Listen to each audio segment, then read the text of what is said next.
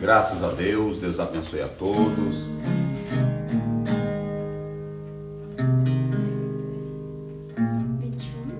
vinte e um, 23 a 25. Mas se houver morte, então darás vida por vida. Isso, pode ir. Olho por olho, dente por dente, mão por mão, pé por pé. Queimadura por queimadura, ferida por ferida, golpe por golpe. Até o 25, Até o 25. Muito bem. Então nós temos aqui a lei denominada ou chamada no latim lex talionis. Lex talionis. Era aquela lei que a pessoa entendia de modo bem prático, rústico, pagar com a mesma moeda. Mas é importante vocês atentarem uma coisa. Essa lex talionis, pagar com a mesma moeda, ela não tem a ideia da autotutela. O que era autotutela? Quando alguém alguém cometia um crime, um parente ou um amigo procurava vingar automaticamente, sem analisar as razões, os motivos, mas apenas em um espírito de ódio e de vingança. Por exemplo, nós falamos essa semana de 2 tipos de crimes que podem acontecer. Aquele que na verdade é voluntário, baseado na premeditação, no ódio, no espírito de vingança e por coisas banais, como por exemplo, alguém matar alguém por causa de uma mulher, por causa de um bem, ou por causa de uma briga no bar, motivo fútil, cometer esse crime, que é chamado de crime hediondo, ok? É aquele crime que há a intenção de matar. A pessoa se projeta, a pessoa se organiza, a pessoa cria toda uma estrutura mental, psicológica, de arranjos de tudo para cometer o crime. Isso é o crime hediondo. O crime premeditado, o crime organizado. Agora, nós podemos também falar do crime doloso, do crime culposo. Esse crime culposo, que na verdade é aquele em que não há a intenção de matar, mas por um descuido, por não prestar atenção em uma coisa, poderia acontecer. No Velho Testamento, isso é chamado de crime acidental. Uma pessoa poderia estar trabalhando e o cabo do machado sair e bater na cabeça de alguém e aquela pessoa morrer. Nesse caso, se avaliava a extensão, até que ponto aquela pessoa tinha ódio dela, por que isso aconteceu. Então, nem sempre o assassinato acontecia, o homicídio acontecia por ter ódio, por ter espírito de vingança. Então, enquanto na legislação brasileira nós temos o crime doloso, que é a intenção de matar, e temos o culposo, quando não há intenção de matar, que nós chamamos de acidental, biblicamente, então os sacerdotes, os juízes avaliavam essa dimensão. E se fosse analisado que foi um crime por acidente, então ela estaria ali na proteção nas 6 cidades de refúgio que estariam presentes ali os sacerdotes com os seus juízes. Então, aqui nós temos essa lex talionis. Olha como Deus é bom, como Deus é maravilhoso. Naquela época em que não havia uma força policial organizada pelo Estado, a pessoa fazia a autotutela, fazia a vingança própria pela sua capacidade, sem atentar para a questão dos procedimentos legais, sem atentar para o rito de ouvir as testemunhas, de fazer uma investigação, porque hoje no nosso processo jurídico nós temos de primeira mão o trabalho da polícia. O trabalho da polícia é fazer a investigação, é analisar tudo e depois conduzir para o promotor.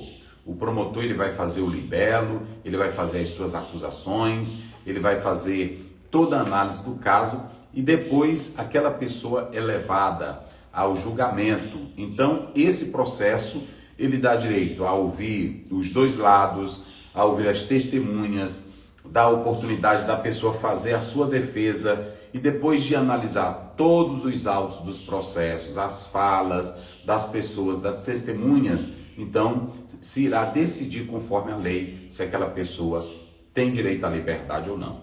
Então, lá no princípio, Deus estabeleceu essa lex talionis. Essa lex talionis eram orientações divinas, as quais visavam trazer para os juízes um certo procedimento para que a pessoa não saísse matando quem ela quisesse, destruindo quem ela quisesse. Ademais, essa lex talionis, elas eram relevantes porque evitava o falso testemunho, evitava ações deliberadas, evitava também atitudes comprometedoras. Então perceba que Deus sempre quis o bem do homem e as coisas bem organizadas. O direito que nós temos hoje, chamado direito positivo, na verdade ele vem do direito natural, estabelecido pelo próprio Deus lá no princípio. E aí segue-se essa organização que nós temos nesse direito. Mas talvez alguém diz assim, pastor, mas aí já tinha o Código de Hammurabi, tinha outras leis anteriores, antes da lei de Moisés. Sim, mas tudo que tem de lei, até mesmo de uma nação ímpia, quando surge de um coração, de um homem, de um governo, de um imperador, foi Deus quem colocou isso ali. Porque o homem tem dentro de si, no seu ser, ele tem a fagulha divina. Então tudo que o homem pensa de bom, tudo que o homem pensa de perfeito para o bem da humanidade, aquilo ali foi insuflado por Deus, foi soprado por Deus. Porque Gênesis 2:7 diz que o homem carrega o fôlego de Deus no seu interior. Então é muito importante nós analisarmos. Vamos ver aí, Deuteronômio, Gênesis 4:24, vamos lá. Gênesis 4:24. Só para vocês analisarem que a pessoa naquela época não poderia agir por vontade própria. Desde o início, Deus já foi impondo limites. Vamos lá. Depois Levítico 24, procura logo aí. 24. Gênesis 4:24. Porque 7 vezes Caim será vingado, mas Lameque 70 vezes 7. Tá vendo? Então vocês podem observar que Deus lá no início, ele já estava colocando limitações para que as pessoas não andassem fazendo vingança com as próprias mãos, de modo deliberado, sem princípio, sem norma. Vamos lá. Levítico o quê? 24, 49, 24, 19 e 20. 24, 19, né? Achou aí? 19 e 20, né? 24, 19 e 20. E quando um homem se deitar com uma mulher... É 24, né? 24. Se alguém desfigurar o seu próximo... Isso. Aí é 24. 24, 19. Tá. Se alguém desfigurar o seu próximo, como ele fez, assim lhe será feito. Isso. Quebradura por quebradura, Sim. olho por olho, dente por dente. Então, quando a pessoa cometesse o crime, nós estávamos falando da mulher ferida, caso ela viesse a morrer, porque no caso do ferimento, falamos isso ontem, no caso do ferimento, o marido ia pedir uma indenização. Mas caso ela morresse, o homem teria que morrer também. Vida por vida. Mas essa lei, lex talionis, ela era levada perante os juízes. E os juízes, eles haveriam de analisar o caso para aplicar a medida, a punição correta. O 20, leu o 20 também? Leu os dois, assim foi? De 24, 19 e 20. Sim, o 20, fratura por fratura. Olha aí, fratura por fratura. Olho por olho. Olho por olho. Dente por dente. Dente por dente. Assim como feriu o outro, deixando-o defeituoso, assim também será ferido. Então, talvez quando você lê isso aqui, mas isso aqui era muito pesado. Não, isso aqui era avaliado dentro de um contexto jurídico, aprovado pelo povo, e primeiramente era uma determinação de Deus. E era para impor limites, para que as pessoas não saíssem fazendo aquilo que elas quisessem. Então, levava-se o caso perante os juízes e ali eles haveriam de avaliar, de ouvir as pessoas e depois eles aplicavam. Caso a pessoa tivesse arrancado o olho de uma pessoa, então perderia o seu olho. Se fosse a mão, perderia a mão. E isso era uma forma de impor limites a ações sem qualquer pudor, sem qualquer limite, né? Então nós podemos ainda ler Deuteronômio 19, 21. Vamos lá. Deuteronômio 19, 21. O teu olho não perdoará, vida por vida, olho por olho, dente por dente, mão por mão, pé por pé. Muito bem. Então, mais uma vez nós estamos falando aqui sobre a importância da lex talionis. Eu vou dar um exemplo aqui. Hoje, quando alguém pega o Código Penal, lá pelo 121 em diante, falando sobre as penalidades quando se comete um crime, e qualquer código, tanto no Código Civil, como também no Código Penal, nós temos as contravenções penais, que são pequenos crimes que as pessoas cometem, mas tem também o homicídio, e quando esse homicídio ele é praticado com crueldade, brutalidade, então ainda existem os agravantes, né? Alguém matar o outro sufocado, queimado, então tem esses agravantes. E aí, aqui nós estamos lendo que a lei ela era clara. E aí, para finalizar, vamos agora para Mateus, capítulo 5, 38 e 39.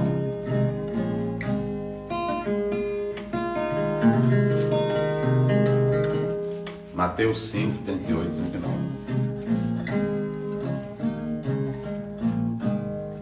Mateus 5, 38 e 39. Ouviste que foi dito, olho por olho e dente por dente. Eu, porém, vos digo que não resistais ao mal, mas se qualquer que te bater na face direita, oferece-lhe também a outra. 38 e 39, né? Isso. Então, Jesus Cristo, ele mesmo nessa percepção que os judeus passaram a pagar com a mesma moeda, Jesus Cristo também fez a dosagem do amor. Ele mostrou que deveria se avaliar os casos e que aqui Jesus não estava desprezando a lei, porque caso ele fizesse isso, ele estaria sendo contra a sua própria palavra. Mas ele mostrou que até mesmo para se julgar uma pessoa tem que ter amor. Porque se o amor não estiver presente, vai ser um julgamento vingativo, de ódio. Então, quando alguém fizesse algo errado, ela deveria dizer, olha, nós lhe amamos, ou a pessoa ia fazer o julgamento, mas estaria ali, mas ia condenar de acordo com a justiça, e não no sentimento de ódio, de vingança, que era assim que os judeus estavam fazendo. E Jesus desprezou essa atitude de ódio, de vingança e de pagar com a mesma moeda. O apóstolo São Paulo, em Romanos 12, ele diz no verso 19, não vingais a vós mesmos, mas dai lugar à ira, e a vingança pertence a Deus. E ele diz nesse mesmo capítulo, o mal se pague com o bem, e não o mal com o mal. Ok? Então, a questão do tribunal é uma coisa, a questão de eu agir com o meu próximo é outra coisa. Eu não posso agir com o meu irmão, com a minha irmã, só porque me fez um mal, com ódio, espírito de vingança. Não. Agora, se ele cometeu um crime, ele será julgado à luz da lei. É isso que Jesus estava dizendo. Mas até mesmo um cristão cheio de amor, ele vai para aquele julgamento contra a pessoa com o coração doído, porque ele tem o amor de Deus. Ele quer que a justiça seja feita, mas ele não age com esse espírito de vingança, com esse espírito de ódio. Meditemos nisso, que Deus nos abençoe para sempre. Amém. Até eu vou orando ao Senhor. Senhor, meu Deus, meu Pai, nós te agradecemos pelo dia de hoje, que o Senhor possa visitar a casa, visitar o lar de todas as pessoas que estão nos assistindo, que o Senhor possa, Senhor, trazer consolo, alegria, proteção. Que o Senhor possa fazer com que aprendamos cada dia mais com Tua Palavra. Que o Senhor possa, Senhor, nos abençoar, nos guiar. Nós te louvamos, Senhor, te agradecemos por tudo. Em nome de Jesus. Amém. Muito bem. Eu estava lá na Irlanda e eu ia passando e vi um cortejo. E aí o pastor... Eu disse, pastor, e eles estão ali levando uma pessoa para sepultar, estão alegres. Ele disse, não, pastor, aqui tem uma cultura. Quando alguém morre, eles levam aquela pessoa para o local que ele mais gostava. Aí eles ficam lá. Se era de um jogo, eles vão para lá. Se era de bar, eles vão para lá. Se era da igreja, eles levam o corpo e colocam na igreja. Ele disse que é até comum chegar num bar lá, ele disse que naquele local está o corpo da pessoa e os amigos deles com eles lá, fazendo aquilo que ele gostava. Então, cada povo tem a sua cultura. Na África é diferente, em cada lugar. E nós cristãos sabemos que quando alguém morre, ele vai diretamente o seu espírito para Deus. Essa é a nossa crença. Nós não estamos aqui debatendo ideias de igreja A ou de igreja B. Eu estou dizendo que biblicamente é a nossa crença. Lucas 16. Morreu Lázaro e o seu espírito foi levado para o seio de Abraão, para o céu. Pronto, é a nossa crença. Essa ideia de que a alma e o corpo estão na sepultura são interpretações totalmente erradas. Mas nós respeitamos as ideias de qualquer um, mas não aceitamos. Essa é a questão. Então nós cremos, a Bíblia diz, é por isso que a Bíblia diz que é bem-aventurados os que morrem no Senhor. Apocalipse 14, 13. A Bíblia diz, Salmo 116, 15, que é preciosa aos olhos do Senhor a morte de uns santos. E lá em Filipenses 1, Paulo diz que é melhor partir para estar com o Senhor. E estar com o Senhor. Então, não é ficar na sepultura. Ele não disse assim, é melhor partir e descer para a cova. Não, ele disse é melhor partir e estar com o Senhor. Então nós sabemos, por exemplo, hoje é o dia dos pais. Eu me lembrei muito, todo dia. Eu me lembro muito do meu pai, da imagem dele. E ontem mesmo eu escrevi até um texto para me postar. E eu coloquei que ontem eu estava ouvindo um hino de Daniel e Samuel. E ele dizia assim, hoje eu ouvi alguém orando por você. Eu me lembrei muito do meu pai, porque ele sempre de manhã me ligava. Rapaz, eu estava orando já aqui por ti. Tá tudo bem? Como é que tá? Então a gente sente falta, né? Sente falta disso, sente falta desse amor, sente falta desse companheirismo. Lá em casa nós não éramos assim, aquele achego da forma que muitos têm. Só que a gente tinha um achego da gente. O brincar, o falar alto, estar ali presente com todos os meus irmãos, né? Todos os meus irmãos e minhas irmãs. Então hoje eu quero lembrar aqui a memória de meu pai, com muito amor, com muito carinho. Nunca discuti com meu pai, eu nunca briguei com meu pai, nunca respondi meu pai, não. Nunca respondi meu pai, eu nunca disse uma palavra grosseira para o meu pai, não. Eu trabalhei com ele 16 anos auxiliando ele. Às vezes ele chegava, partia duro para mim, mas eu nunca dizia, porque o senhor pensa assim, não. Eu deixava ele falar, aí depois eu saía, ficava triste, mas saía ali, depois ele me ligava, rapaz, vem aqui. Também não tinha negócio de pedir perdão, não. Ele só dizia assim, rapaz, vem aqui, eu vou tomar um café aqui. Aqui, a tua mãe fez um negócio aqui, vem aqui. Rapaz, a Valdeni fez um negócio aqui, vem aqui. Era assim, mas eu nunca discuti com meu pai. Louva a Deus por isso, porque eu sei que só há bênção para aquele que obedece. Então fica aqui as minhas palavras de gratidão pela vida que meu pai teve, pelo pastor que ele foi, pelo companheiro e amigo que sempre foi. Deus abençoe. Bom dia a todos.